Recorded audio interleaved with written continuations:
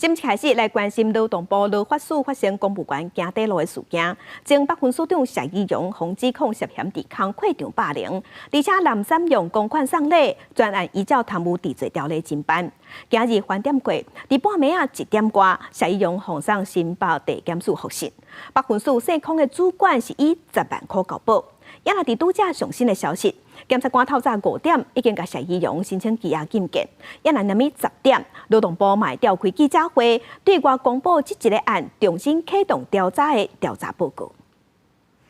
头拢无讲过，今仔透早1点外，新北市调处甲劳动部劳法署前北分署长谢依荣移送地检署复讯。分署长有没有图利厂商啊？还是觉得很无辜？谢依荣除了涉及职场霸凌，另外还佫被告发滥用公款送礼加过度装修办公室，为就伊现况的北分署科室主管获申了10万交保。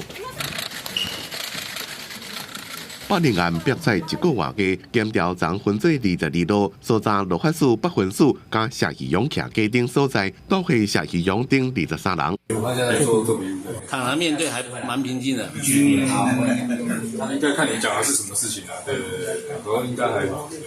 这件代志，互大家注意，政府要安怎解决霸凌的问题。新任的劳动部长洪新汉捌提出4大改善重点，包括完善申诉制度、和公道多元化等专职的调查机制，强化职场霸凌防治教育的训练，建立劳委追踪监督机制。不管是那个定专法哈，就是或者是在我们的目前的治安法定专章，或者修几个重点条文，我们都没有排除，还在收集国内外的相关资讯、广纳专家学者的意见。原上就是我们下个会期希望能够有这像是那个草案能够送到立法院去做处理。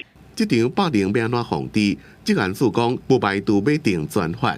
怎么将一个建议相关法制化的作业，要并伫明年5月底进行，提出相关草案。因若劳法署所传出的职场霸凌事件内部的调查结果，上紧伫今仔日就会出来。记者综合报道。